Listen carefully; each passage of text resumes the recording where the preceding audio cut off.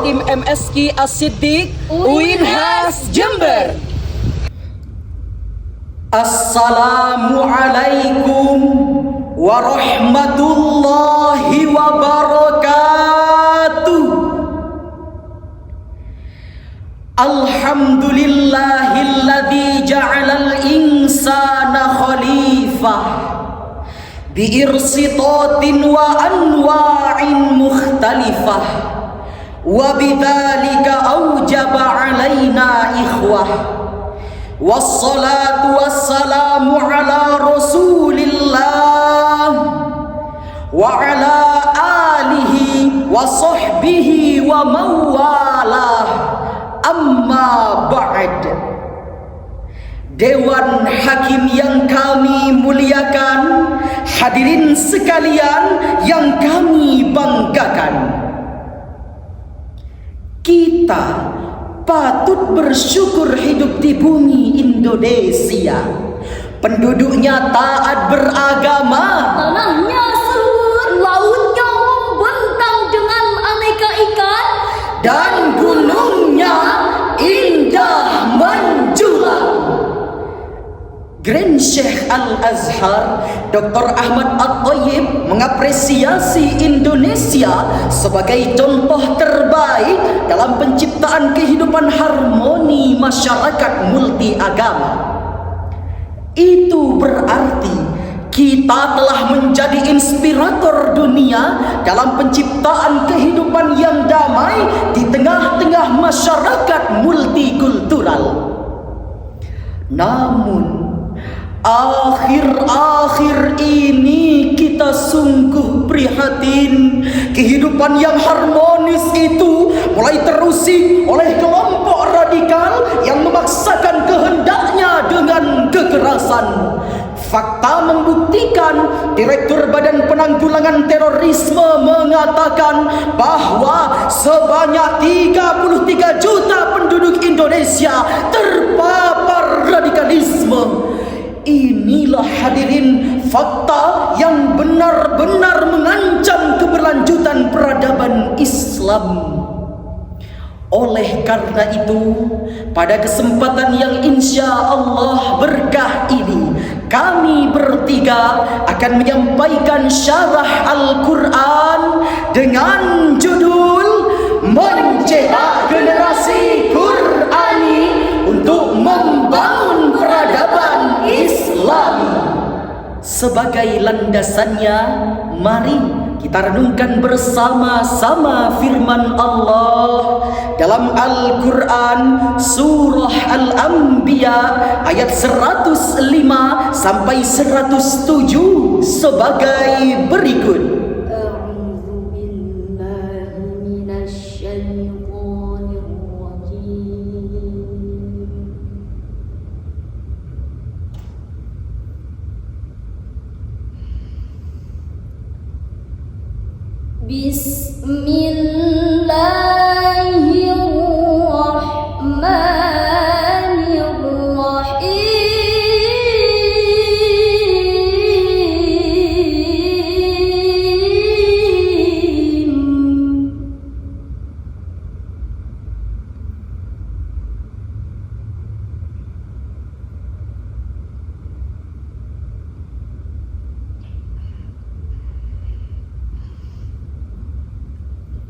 وَلَقَدْ كَتَبْنَا فِي الزَّبُورِ مِن بَعْدِ الذِّكْرِ أَنَّ الْأَرْضَ يَرِثُهَا عِبَادِيَ الصَّالِحُونَ.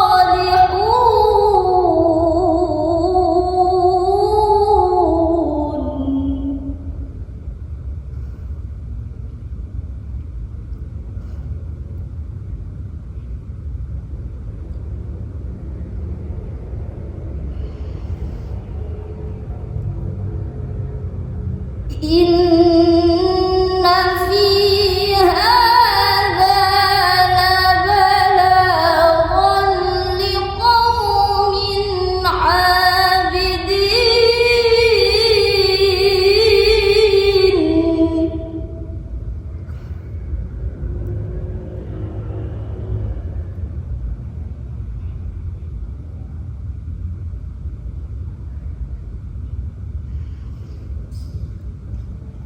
وما أرسلناك إلا رحمة للعالمين.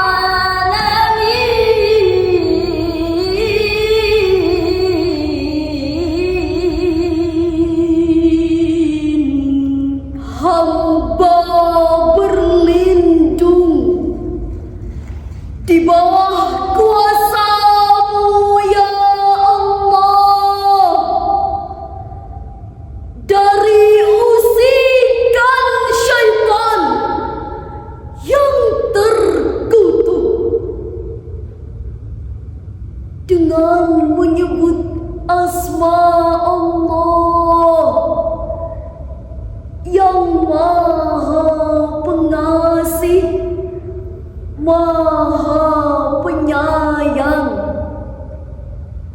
Sungguh kami telah menuliskan di dalam kitab Zabur setelah tertulis di dalam Az-Zikr bahwa bumi ini akan diwarisi oleh hamba-hambaku yang soleh.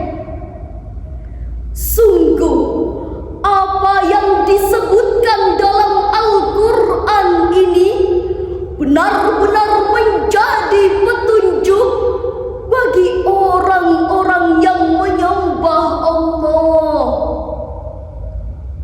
Dan tidaklah kami mengutus engkau melainkan untuk membawa rahmat bagi semesta alam. Dewan Hakim yang kami muliakan, hadirin sekalian yang kami banggakan. 3 ayat tersebut menjelaskan bahwa jauh sebelum Nabi sallallahu alaihi wasallam diutus, Allah Subhanahu wa taala sudah menegaskan bahwa bumi ini harus dikendalikan oleh orang-orang yang saleh atau ibadiyas salihun, yaitu orang-orang yang beriman dan kasih terhadap manusia serta alam semesta secara keseluruhan. Kemudian dalam tafsir Al-Maraghi juz 17 halaman 87 dikatakan kehadiran Rasulullah sallallahu alaihi wasallam adalah rahmat bagi manusia, Baik melalui ajaran yang dibawa maupun melalui keteladanan akhlaknya. Hadirin, siapkah kita menjadi generasi rahmatan lil alamin? Syekh Abdul Hasan An-Nadwi dalam bukunya Madza Khasiral Alam bin Hitatil Muslimin halaman 78 menyajikan fakta bahwa sebelum Islam datang, masyarakat Mekah amat tak beradab. Setelah Nabi sallallahu alaihi wasallam datang, mereka berubah menjadi masyarakat yang maju dan berakhlak. Hadirin, ada orang yang berdalih berjihad atas nama agama, tapi aktivitasnya mengancam keselamatan jiwa dan keutuhan bangsa. Kita juga sedih melihat adanya orang-orang yang terhormat dengan seenaknya berbicara di media sosial tanpa mempertimbangkan perasaan orang. Ia bukannya melahirkan inovasi terdepan, melainkan hanya menciptakan kericuhan. Kita pastikan ia bukan muslim rahmatan lil alamin, melainkan la'natan lil alamin. Jika hal ini dibiarkan berlarut-larut, hadirin, maka bukan tidak mungkin kehancuran akan melanda bangsa kita. Betul hadirin?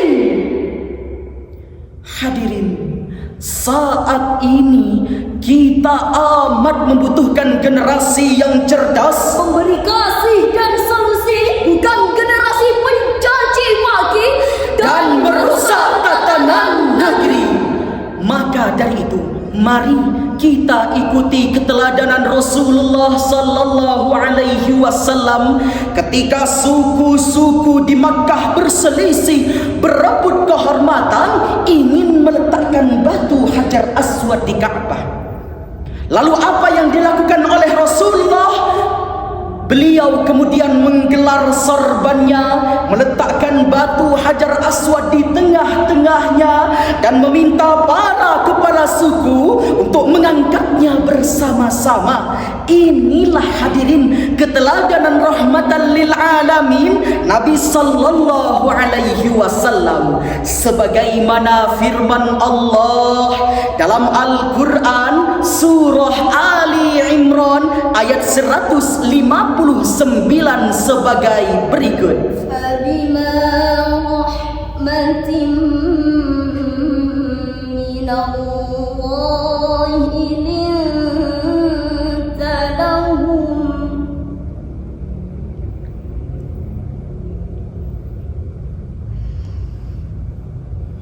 ولو كنت فظا غليظ القلب لانفضوا من حولك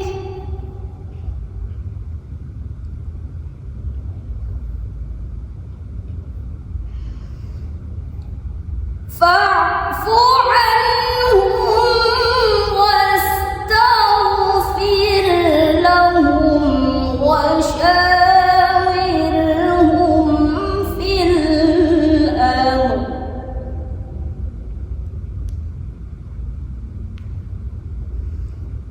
فإذا عزمت فتوكل على الله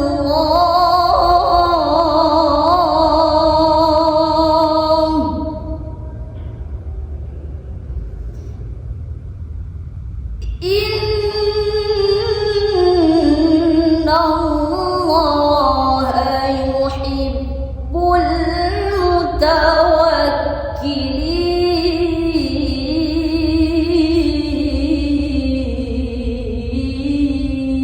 المتوكلين صدق الله العظيم. Maka berkat rahmat Allah, engkau berlaku lemah lembut terhadap mereka. Seandainya engkau bersikap keras dan berhati kasar, tentulah mereka akan menjauh dari sekitarmu. Oleh karena itu, maafkanlah mereka, mohonkanlah ampunan untuk mereka, dan bermusyawarahlah dengan mereka dalam segala urusan. Kemudian, apabila engkau telah membulatkan tekad, bertawakallah kepada Allah. Sungguh Allah mencintai orang-orang yang bertawakal. Maha benar Allah atas segala firman-Nya, dan Dialah yang Maha Agung.